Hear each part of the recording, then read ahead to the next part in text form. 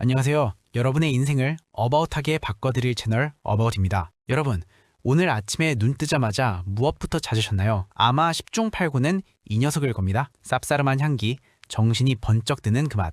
네, 바로 커피입니다. 대한민국은 이제 카페인 공화국이라 해도 과언이 아니죠. 직장 동료와 인사 대신 커피 한 잔 하셨어요? 라고 묻고 점심시간 식당보다 카페에 사람이 더 많은 게 우리 일상입니다. 혹시 이 숫자 아세요? 한국인이 하루에 마시는 커피는 평균 1.5잔, 1년으로 치면 약 500잔이 넘습니다. 성인 기준으로 하루도 빠짐없이 마신다는 뜻이죠. 그것도 세계 평균의 거의 3배에 달하는 수치입니다. 그런데 말입니다. 여러분은 혹시 이런 생각 안 해보셨나요? 내가 지금 커피를 즐기는 걸까?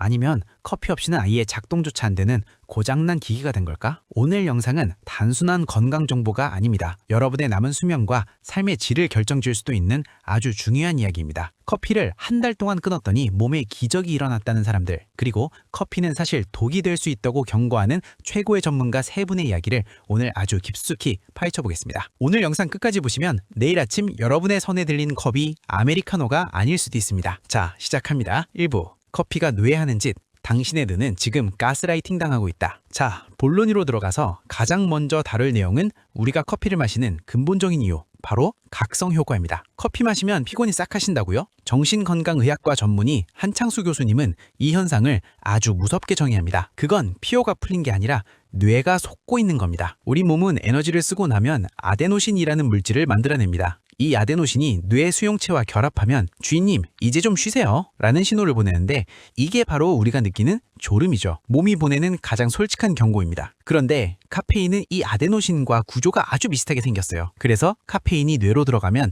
진짜 아데노신 대신 수용체 자리를 홀랑 차지해버립니다. 뇌는 아데노신이 안 들어오니까 아직 안 피곤하네? 라고 착각해야 되는 거죠. 여기서 중요한 포인트, 피로는 사라진 게 아닙니다. 계속 쌓이고 있어요. 경고등만 테이프로 붙여서 안 보이게 가려놓은 골인 거죠. 자동차로 치면 엔진 과열 경고등이 켜졌는데 경고등 전구를 뽑아버린 것과 똑같습니다. 카페인 기운이 떨어지면 어떻게 될까요? 가려져 있던 피로가 한꺼번에 덮쳐옵니다. 이걸 카페인 크래시라고 하죠. 오후 3시만 되면 갑자기 눈이 감기고 멍해지는 그 느낌, 바로 그겁니다. 이때 여러분은 어떻게 하나요? 또 커피를 마시죠. 그리고 저녁에 잠이 안 옵니다. 그러면 다음날 아침은 더 피곤하고 또 커피를 더 마시게 됩니다. 악순환의 완성입니다. 한창수 교수님은 이것을 두고 이렇게 말씀하셨어요. 뇌가 스스로 각성하는 능력을 잃어버리는 것, 그게 카페인 의존의 진짜 무서운 점입니다. 처음엔 한 잔으로 충분했는데 어느 순간 2잔, 3잔이 되어 있는 분들 많으시죠? 그건 카페인 내성이 생겼기 때문입니다. 뇌가 카페인에 익숙해져서 아데노신 수용체를 오히려 더 많이 만들어내거든요. 더 많은 카페인이 필요해지는 구조입니다. 여러분의 뇌는 지금 카페인에게 완벽하게 가스라이팅 당하고 있는 겁니다. 2부. 이 3가지에 해당한다면 전문가가 당장 끊어라 말하는 유형. 커피 몸에 좋다면서요? 암도 예방한다는데 네, 맞습니다. 가정의학과 박현아 교수님도 커피가 간암, 대장암 예방에 긍정적인 측면이 분명히 있다고 말씀하셨어요. 항산화 물질인 클로로겐산이 풍부하고 2형 당뇨 예방에도 효과가 있다는 연구 결과들이 있습니다. 하지만 이건 어디까지나 커피를 잘 해독하는 체질일 때 이야기입니다. 커피의 주성분인 카페인을 분해하는 효소 CYP122의 활성도는 사람마다 크게 달라요. 같은 커피 한 잔을 마셔도 누구는 2시간이면 분해가 끝나고 누구는 12시간 넘게 혈관 속의 카페인이 떠돌 수 있습니다. 박현아 교수님이 진료실에서 당신은 무조건 커피 끊으세요 라고 단호하게 말하는 케이스 3가지 지금 바로 체크해보세요. 첫째, 수면제 처방받으러 온 분들입니다. 이건 정말 밑 빠진 독에 물 붓는 겁니다. 밤에 잠 안 온다고 수면제를 찾으면서 낮에 커피를 2-3잔씩 마신다.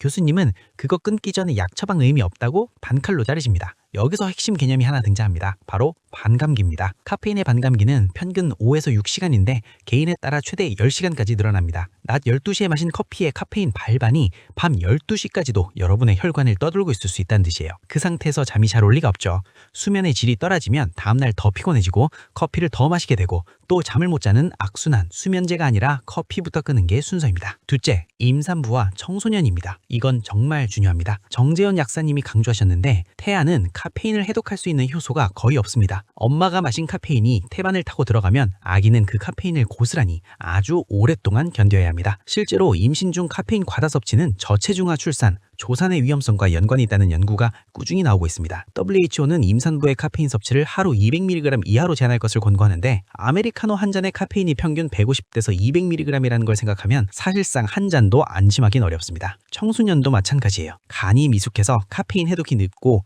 성장 호르몬 분비와 수면 사이클에 직접적인 영향을 줍니다. 요즘 편의점 에너지 드링크에 익숙해진 10대들 정말 걱정됩니다. 부모님들, 이 영상 자녀분들과 꼭 함께 보세요. 셋째, 눈밑 떨림과 역류성 식도염이 있는 분들입니다. 눈밑이 자꾸 떨린다고 마그네슘 영양제부터 찾으시는 분들 많은데요. 원인이 커피일 수 있습니다. 카페인이 마그네슘의 소변 배출을 촉진해서 체내 마그네슘 수치를 떨어뜨리거든요. 커피를 끄는 것만으로도 눈밑 떨림이 사라졌다는 분들이 실제로 많습니다. 역류성 식도염 환자에게 커피는 거의 독약 수준입니다. 커피의 산성분과 카페인이 위와 식도 사이의 관략근을 느슨하게 만들어서 위산이 역류하게 합니다. 속이 쓰려도 참고 커피를 마시는 건 불난 집에 기름을 붓는 것과 같습니다. 커피를 실제로 끊으면 몸에 무슨 일이 생기나? 타임라인 완전 분석. 자, 이제 가장 궁금하시는 파트입니다. 실제로 커피를 끊으면 어떤 일이 벌어지 많은 실험자들의 후기를 종합해서 전문가들의 소견과 함께 정리해봤습니다. 1에서 3위차.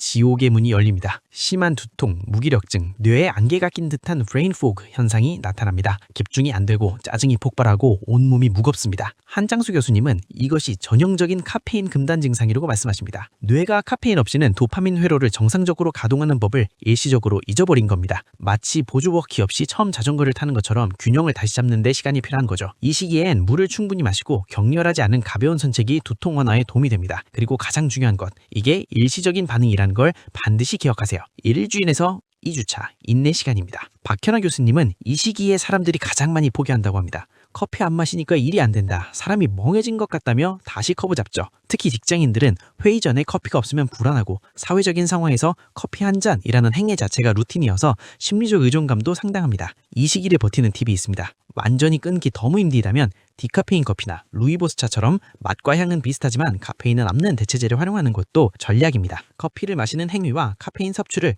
분리하는 거죠. 한 달 차, 기적이 시작됩니다. 가장 먼저 나타나는 변화는 잠의 질입니다. 아침에 일어났을 때 머리가 맑아지는 기분, 커피 없이도 개운한 그 감각이 돌아옵니다. 뇌가 스스로 코르티솔과 도파민을 조절하는 능력을 되찾은 겁니다. 그 다음으로 피부 트러블이 줄어듭니다. 카페인이 코르티솔 수치를 올리고 코르티솔은 피지 분비를 늘리거든요. 커피를 끊으면 피부가 맑아졌다는 분들, 과학적으로 근거가 있는 이야기입니다. 불안감들 눈에 띄게 줄어듭니다. 카페인이 교감신경을 항싱시켜서 심박수 혈압을 올리고 이게 불안 증세를 악화시키거든요. 특히 공황장애나 불안장애가 있는 분들에게 카페인 제한은 거의 필수입니다. 전문가들은 한 달 후의 상태를 이렇게 표현합니다. 비로소 당신의 뇌가 정상적인 회로를 찾은 것입니다. 어바웃의 커피 건강 3계명 끊지 않아도 됩니다. 단 이것만 지키세요. 그럼 평생 커피 마시지 말라는 건가요? 그건 너무 가혹하잖아요. 걱정하지 마세요. 저도 커피 좋아합니다. 전문가들도 커피를 무조건 악마화하지 않아요. 다만 똑똑하게 마시라는 겁니다. 정재훈 약사님과 교수님들이 제안하는 커피 건강 매뉴얼 지금 알려드립니다. 제1계명 콜레스테롤이 걱정이 되면 반드시 종이 필터를 써라. 아메리카노나 에스프레소 위에 뜨는 기름진 거품 아시죠? 풍미는 좋지만 이 안에 간에서 콜레스테롤 삽성을 촉진하는 카페스톨이 들어있습니다. 프렌치 프레스, 에스프레소, 콜드브루 원액 등 필터 없이 추출하는 방식은 카페스톨 함량이 높아요. 반면 핸드드립이나 커피 메이커의 종이 필터는 이 성분을 효과적으로 걸러냅니다. 콜레스테롤 수치가 높거나 심혈관 질환이 걱정이 되신다면 추출 방식 하나만 바꿔도 큰 차이가 납니다. 제2계명 물 대신 커피는 절대 안 된다. 커피는 이뇨작용을 합니다. 마신 양보다 더 많은 수분을 몸 밖으로 내보내죠. 목마를 때 커피를 찾는 건 탈수를 가속화하는 겁니다. 커피 한 잔을 마셨다면 물 2잔으로 반드시 수분을 보충해주세요. 특히 민속에 마시는 커피는 위산 분비를 급격히 자극해서 위장에 부담을 줍니다. 가능하면 식후에 아니면 최소한 간단한 음식과 함께 드시는 습관을 해드리세요. 내 혈관엔 커피가 흐른다는 말 자랑이 아니라 위험 신호입니다. 제3기명 아침 철잔의 골든타임을 반드시 지켜라. 이게 오늘 영상에서 가장 실용적인 팁입니다. 기상직후에는 우리 몸에서 천연 각성 호르몬인 코르티솔이 폭발적으로 분비됩니다. 이걸 코르티솔 어웨이크닝 리스폰스, 코르티솔 각성 반응이라고 해요. 이때 커피를 마시면 어떻게 될까요? 이미 각성된 상태에서 카페인까지 더해지니 카페인의 실제 효과는 떨어지고 오히려 코르티솔 분비 사이클에 방해해서 나중에 카페인 의존도만 높아집니다. 스탠퍼드 뉴로사이언스 과학자인 앤드류 휴버먼 교수도 강조하는 내용인데요. 기상 후 매수적으로 90분에서 2시간 뒤에 첫 커피를 마시는 것이 가장 효율적이라고 합니다. 그 시간 동안 햇볕을 쬐며 자연스럽게 각성을 먼저 하고 코르티솔 수치가 내려갈 때 카페인의 힘을 빌리는 거죠. 이렇게 하면 같은 커피 한 잔도 훨씬 더 강력하게 느껴지고 오후에 카페인 크래쉬도 줄어듭니다. 보너스 팁 하나 드릴게요. 오후 2시 이후엔 가능하면 커피를 끊으세요. 아까 말씀드린 반감기를 생각하면 오후 2시의 커피는 저녁 8시에도 절반이 남아있는 겁니다. 숙면을 원한다면 오후 2시가 커피의 마지막 기회입니다. 오늘 일항이 어떠셨나요? 누군가에게 커피는 하루를 버텨주는 고마운 연료일 겁니다. 저도 그렇고요. 하지만 그 연료가 사실은 여러분의 엔진에 서서히 갉아먹고 있는 건 아닌지 오늘 한 번쯤은 진지하게 돌아봐야 합니다. 한장수 교수님의 이 말씀 오늘 영상에서 꼭 기억해 가시길 바랍니다.